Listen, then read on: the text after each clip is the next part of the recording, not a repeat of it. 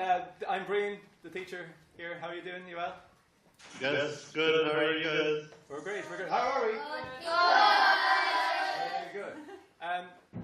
We have a couple of other teachers here as well, and my class, 4th and 5th class here, and we've got loads and loads and loads of questions, so we'll crack on. But first of all, I'd like to thank you for taking the time to talk to us, and we're delighted that you've taken the time out. We know you're a busy man, you've got things to do, and I know it's early in the morning. What time is it over there? It's 8 a.m. here. 8 a.m. Well, okay, it's not so bad, I suppose, but thanks anyway for taking the time. And we've been learning about this on and off since the announcement was made about the gravitational waves. And we were, actually I was coming in to talk to the kids that morning anyway, and sure, I met Grania in the yard, and she said her uncle was on the team that was involved. So when we found that out, we were amazed. So it's a fantastic opportunity, so we're really looking forward to it. So I'll crack straight on, but first of all, we did a little bit of art today, so we just thought you might appreciate this. We were just thinking we better do something to prettify the place up. So if we can lift up our banner here at the back, guys. Can you see that? Oh yeah. Can you bring it down here to the front, maybe if you just run that very quickly? Run. Actually, pass it along to the front there. Pass it along to the front. In honour of the discovery and of the great man whose ideas were proven by it. Hold it there nice and steady, guys. Very good, yeah. Oh, that's really good. So we're going to hang that up on the wall and add it to we have a kind of wall of heroes over here, so we're going to hang that up with it. So you can drop that down nicely. Oh yeah, wall of heroes. Yeah. So it's first... right there. Okay, so we've got loads and loads of questions. We've only got about 20 minutes, so we'll crack on if that's okay. But maybe just to let you know, we're recording this as well, if that's okay with you to put up on the blog. You're okay with that? That's great. And if you might just start off by just saying your name and what position you or what role you have at LIGO. My name is BrianOReilly. I've worked on the LIGO experiments since 2002. There's 2 sites, one in Louisiana and one in Washington State. I'm a scientist at the site, and for the recent discovery, I was the local run manager for the observation run at the observatory. Fantastic. Okay, so we're going to go through the questions that I sent you, and hopefully we might throw in a few extra ones if we have some time. And hopefully we won't surprise you too much. So we'll take the first question there. Who's the first question? Dervla has a question. Where you got that maths at school? Yes, I was always fairly good at maths at school, and then I had a good teacher at secondary school that did honours math with, which I was always fairly good at. And I liked it. It made sense to me. Okay. And do you think that helped you a lot in your career, yeah? Yeah, I think that had a lot to do with me going into science and physics. Great. Okay. We'll move on. Next question then we have from Ellie. What was your dream job when you were a kid? I used to think I wanted to be a pilot because, I would see these jets flying overhead and I thought it would be very cool to fly an airplane like that. But, as I got older, I was torn between either doing something like journalism or something with literature or science, but I picked science. Obviously, does anybody here wants to be a pilot in the Grove? A couple of, okay, 2.5 pilots we have here. Okay, next question. Aaron. We have Aaron with the next question here. What got you interested in science? I think there were a couple of books I read. I used to read science fiction stories when I was younger. And then television shows. In particular, there was a television show called Cosmos, which has now come out again with a new presenter. But the original presenter was a person named Carl Sagan. Theo has a question. What subjects did you study to get where you are now? So, once I went to college to do applied physics. So I did a lot of math and then physics courses, some electronics. Doing science these days, you have to know a good bit about computers. Computers are what we use to collect and analyze our data these days. So So you have to have good computer skills along with science and math skills. Okay, fantastic.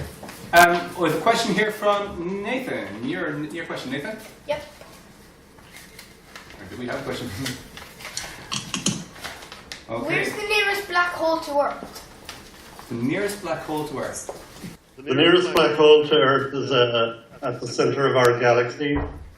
But it's a supermassive black hole. It's about 4 million times the mass of our sun, 3 or 4 million times the mass of our sun. And it's basically the object at the center of the galaxy that the whole galaxy rotates around. Right. Okay. Is there one at the center of every galaxy, Brian? I believe so, that there are supermassive black holes at the center of every galaxy. I can't think of any galaxies that don't have one. And it's somewhat related to how the galaxies form. The black holes that LIGO sees are much smaller, are about 30 times, 20 times the mass of our sun. So these galactic black holes are what we call supermassive. They're millions of times the mass of our sun. Right. Okay. We better crack on. Next question here, I think we have from Nathan, is it? Yeah. Yeah. Other Nathan. The other Nathan. How did you end up going to America? So after I finished applied physics in Dublin, I wanted to do research. I decided that was what really interested me. Instead of getting a real job, as some of my family said. So I wanted to go to graduate school in the US, and I wanted to do particle physics. And the best particle physics accelerator at the time was in Fermilab in Illinois. And that's where I ended up doing my PhD. And did you feel much pressure to get a real job, as you said yourself? I know you were kind of half joking, but maybe you weren't really half joking at all. Is it a tough thing to follow a career in science and to maybe be going a long time without earning a lot of money or to be researching a lot of the time? So there is that aspect to it for sure, but one of the nice things about doing a graduate degree in science, at least in the US, is that you get enough support to basically get by, and you don't have to pay, tuition, which can be very expensive. Sure. So you teach and you do research instead. So it wasn't that tough of a decision, but you definitely do sacrifice some things to do that. Right, great. Rian, you have a question there? What kind of things did you do in your job? What kind of things do you do in your job every day? What's your average day like? So I work with some students who are based at the site. We have a very large scientific collaboration. There's about 1,000 people that were authors on the detection paper. And so I work with students. I go to a lot of meetings. That's just where I am now in my career, to discuss what to do for the next observation run. I read some papers and review papers, and I work on some analysis for noise, trying to understand what's going on in parts of the detector. Okay, so a lot of it's like a kind of an office job in some ways. Yeah, a lot of it is a desk job. The hands-on part is less and less as I think time goes on. Okay. Eli, you have a question. What is your favorite planet in our solar system? Your favorite planet in our solar system? Planet X.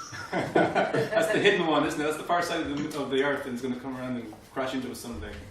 Well, there's I would have to say my favorite planet in the solar system is Earth, because the other planets are quite interesting, and you can learn a lot about the evolution of the solar system from studying them. But Earth is really remarkable, and as far as we know, it's unique in the fact that it can support life and such a diversity of life. Sure. Okay, next question we have from Ava. How many people work at LIGO? So, at the Livingston site, we have about 50 people who work there full time, and at the Hanford site, it's about the same. And there's also people who work on the campuses at Caltech and MIT. So the total number of people working in the LIGO lab is around 200. But as I said, we collaborate with a large number of scientists, about 1,000 scientists worldwide, including some in Europe. Okay. Katie has a question? How long have scientists been working on this project? So Albert Einstein came up with the theory of general relativity, which predicts gravitational waves and explains how gravity works, in 1916, so about 100 years ago.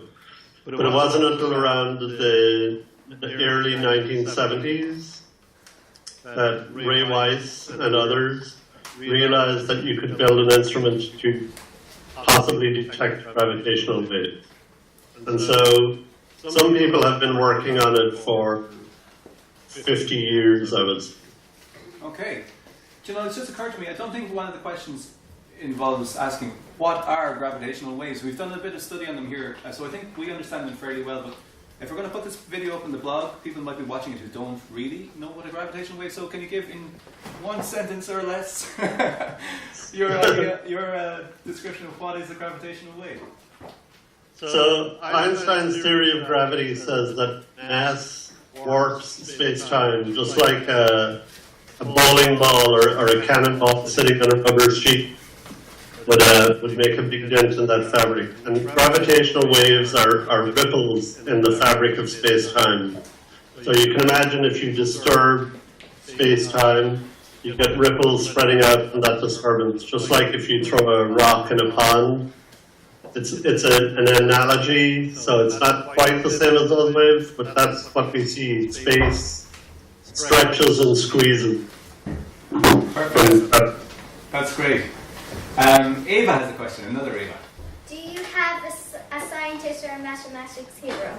Science or mathematics hero?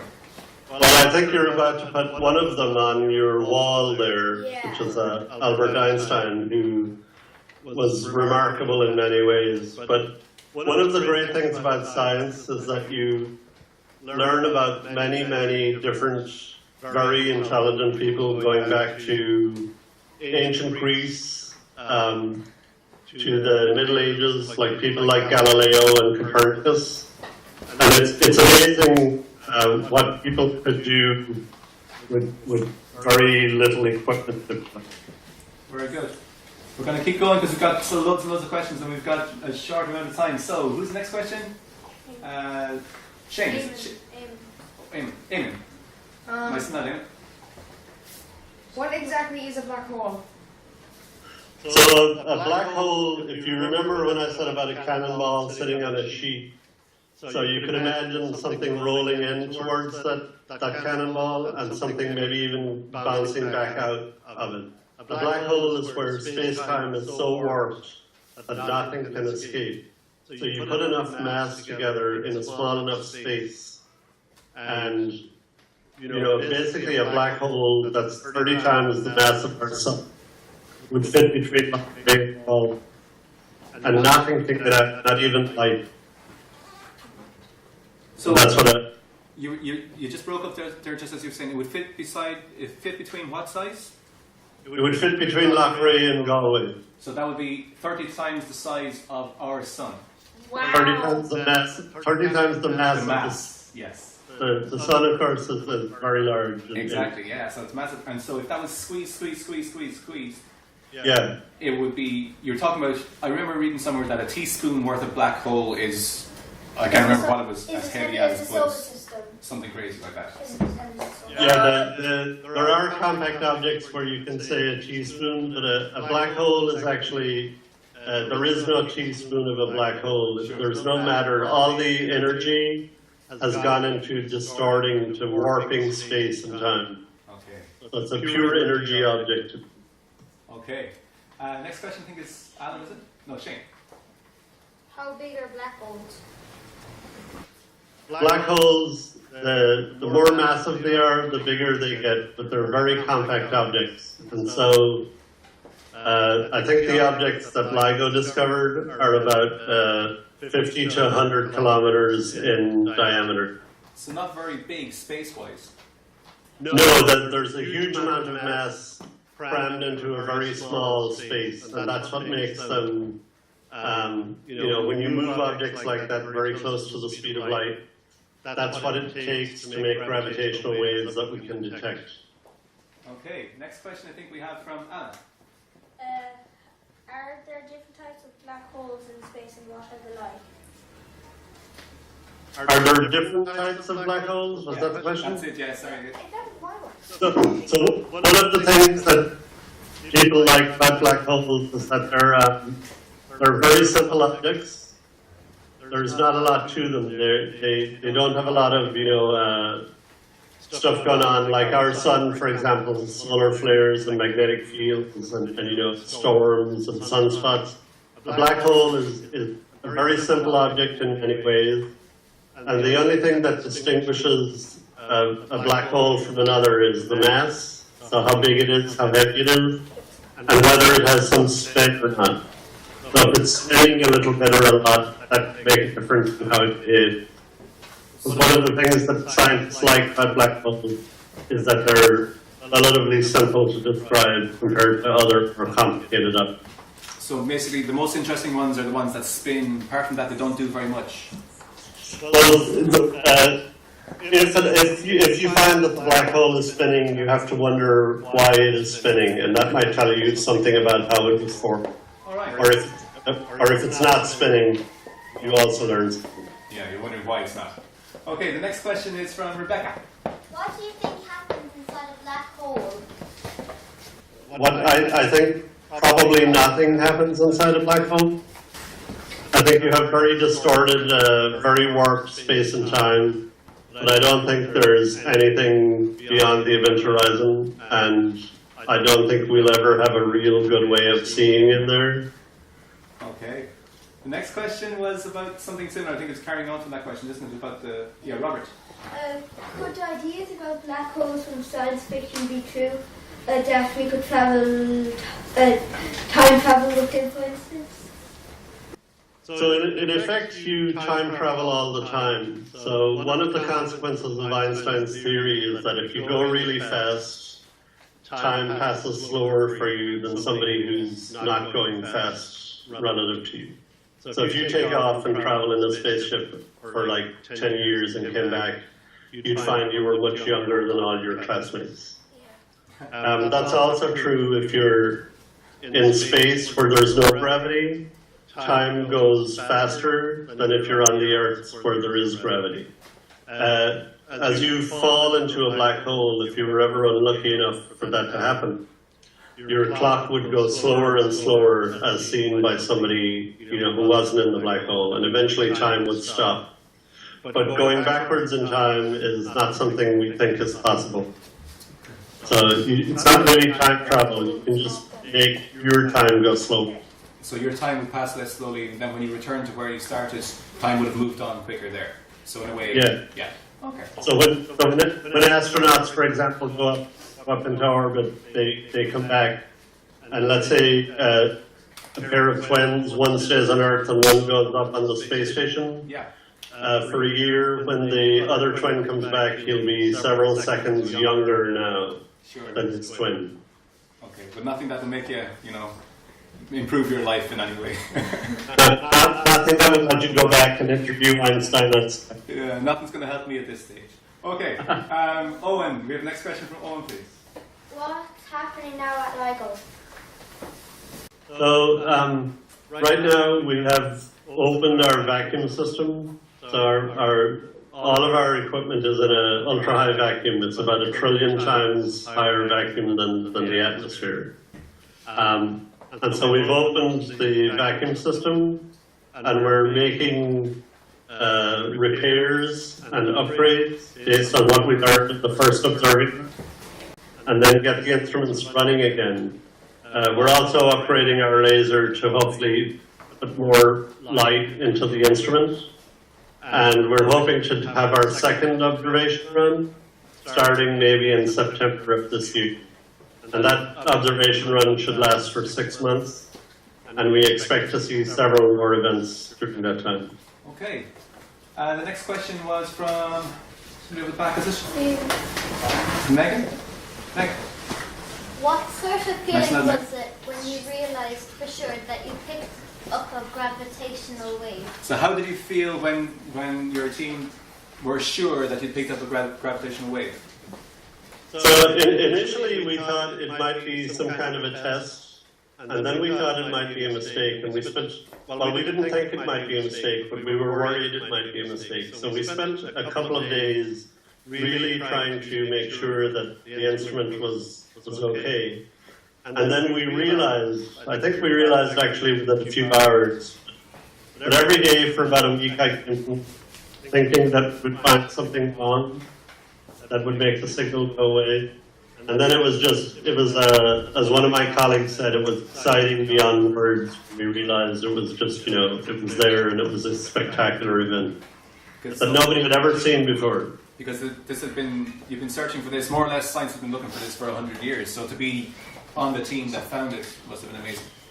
Yeah, so the advanced LIGO instrument, which is what we're running now, we started upgrading it in 2010, and I was the local lead on installing the new detector at Livingston. And this was our first observation run.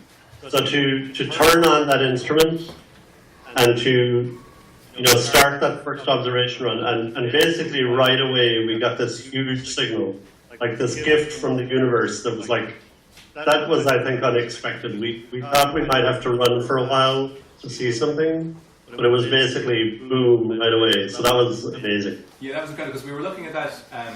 We were looking at the website and looking at the videos and things that are up there on the LIGO website, which is fantastic. And that was the thing that struck us as soon as the machine was turned on. Basically, it got something. So that we came to the conclusion of what, Megan? Do you remember you said it? Basically, That gravitational waves are happening all the time. we figured out like it's not just by accident that it happens, it's just that they must be happening all the time. So I suppose that's maybe what you're going to be hoping to discover, or not. Yeah, so I think that is one of the lessons, but we knew that there were gravitational waves happening all the time. We just didn't know how many and how detectable they would be. And for what the signal that we saw, which were these black holes colliding together, there's been some speculation, but no hard evidence that black holes like that even existed, or that if they did exist, that they would exist in pairs, and that if they existed in pairs, that they would actually merge together within the lifetime of the universe. So all of those things were unknown before September 14th of last year. Okay, we've only got a few minutes left, so we're going to fly through the last few questions. Rachel has a question here. What made this such an important discovery? A good analogy is if you go out and look at the night sky and see all the stars, you're looking at the night sky the way people have been looking at it for the past few centuries. You can look at it with telescopes, you can look at it with radio telescopes, you can look at it in X-rays. It's kind of like watching a silent movie or watching a video with the sound turned off.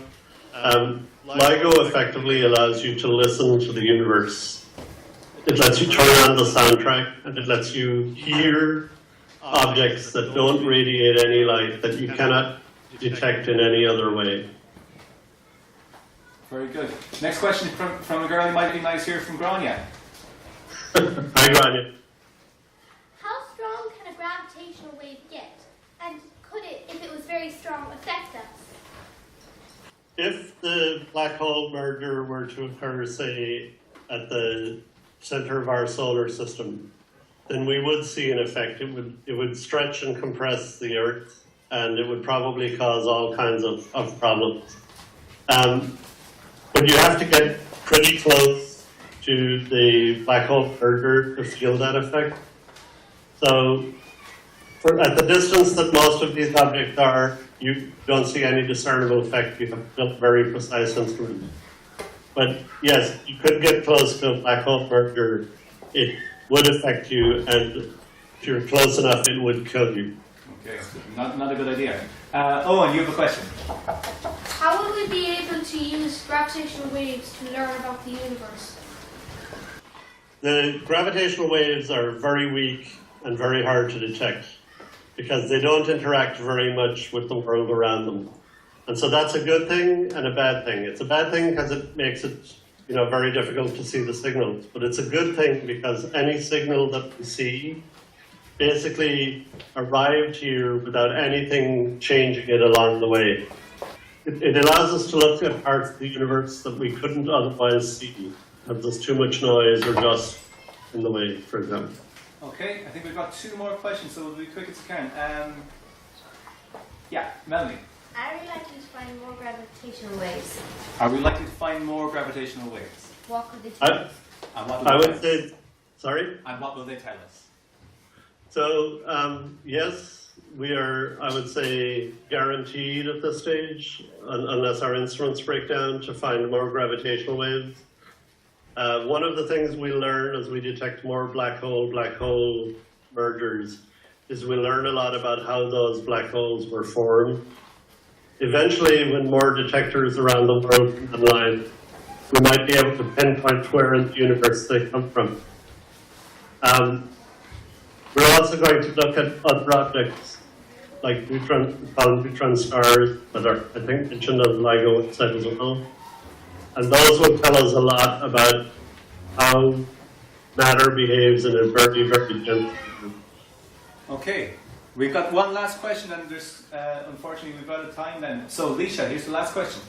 What's the next big discovery to be made in astrophysics? Well, the next big thing for us, I think, is definitely detecting other objects that emit gravitational waves. And we would really like eventually to be able to detect gravitational waves that come from Big Bang. Yeah.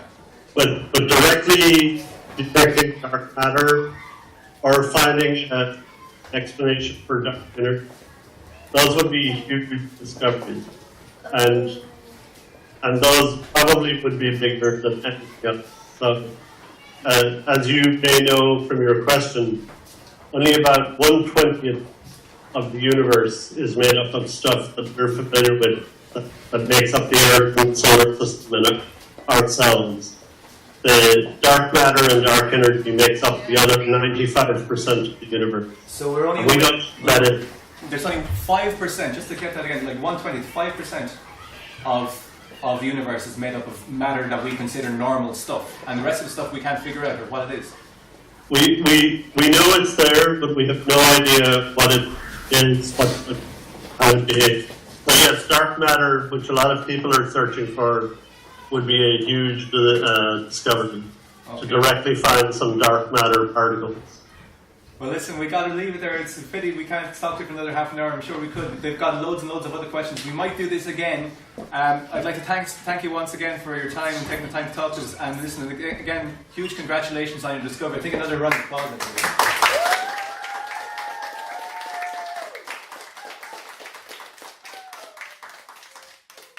Yes, and who knows, if I'm in Ireland sometime while you're in school, I might try to come visit.